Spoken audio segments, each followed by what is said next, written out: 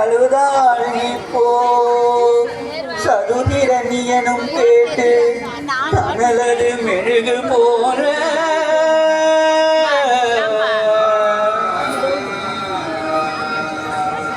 விதிவசம் இதுவோ தம்பி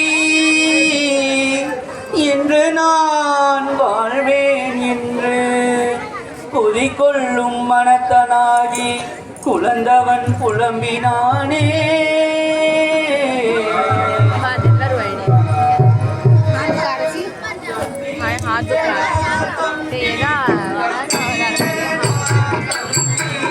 தம்பியடா தம்பி தம்பியடா தம்பி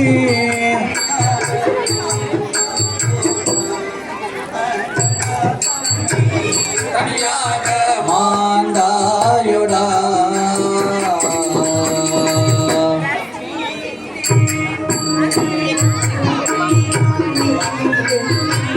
நம்பினேன் உன்னை நம்பினாய் நீ என்னை நடுவீனில் மறந்தாயுடா அடடா தம்பி நடுவீனில் மறந்தாயுடா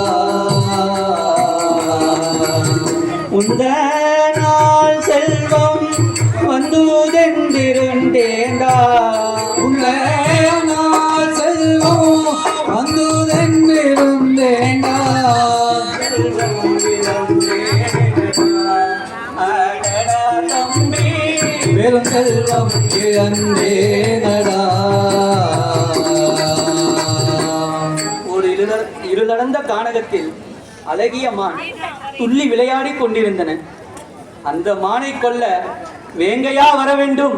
மனத்தில் மான் சிங்கம் தன்னை அடித்தார் போல வனத்தில் மான் சிங்கம் தன்னை அடித்தார் போல வனத்தில் மான் சிங்கம் தன்னை அடித்தார் போல மாயவன் அடித்தானோ அடடா தம்பி மாயவன் அடித்தானோ. அந்த சினத்த மாயவனை இனத்துடன் கொல்லாமல் செங்கோல் கைப்பிடிப்பேனோடா. அந்த சினத்த மாயவனை இனத்துடன் கொல்லாமல் செங்கோல் கைப்பிடிப்பேனடா. தம்பி, எனது வலது கையை வெட்டி வீழ்த்தியிருந்தாலும் கலங்கியிருக்க மாட்டேனடா. ஆனால் உன்னை பறிகொடுத்து நான் இனி என்னடா செய்ய போகிறேன்? வெற்றி கொடி நாட்டி வீரநடை போட்டு வரலாறு படைப்பாய் என்று எண்ணியிருந்தேனே, என்னை வறண்ட பாலைவனத்தில் தவிப்பதை போல் விட்டு விட்டு சென்று விட்டாயடா தம்பி, விட்டாயடா.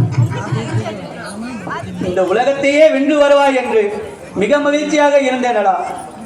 எண்ணிய எண்ணங்கள் நிறைவேறும் பொழுது கை நழுவி விழுந்த கண்ணாடி பாத்திரம் போல் சிதறி போய்விட்டாயடா தம்பி, சிதறி போய்விட்டாயடா. உன்னை இழந்து நான் என்னடா செய்வேன் தம்பி? மேலும் உன் வீர செயல்களை எதிர்பார்த்து உன் மனைவி அங்கே வலிமீது விழிவைத்து காத்து கொண்டிருப்பாள்.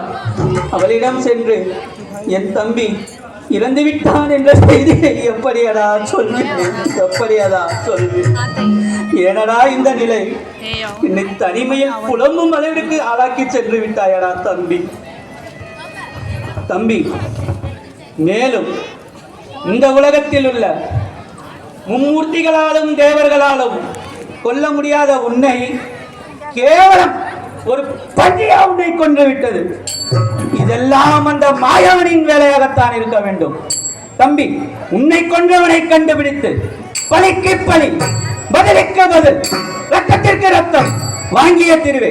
அமைச்சரே, விடுபட மண்டலம் பொறிபட அந்த ஆவணி விடுபட அவனியை பிளந்தெடுத்த பெரும் வீரராம் எனது தம்பி.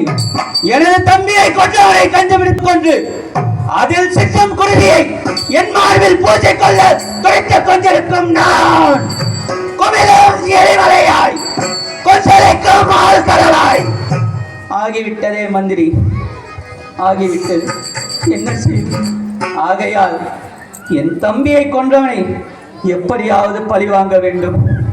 அதனால் மந்திரகிரி சாரலுக்கு சென்று பிரம்மதேவரை குறித்து கடும் தவம் புரிந்து சாகாவரம் பெற்று வருகிறேன். அதுவரை இந்த அரசாட்சியை நீங்கள் பரிபாலனம் செய்து வாருங்கள். நான் வருகிறேன். அப்படியே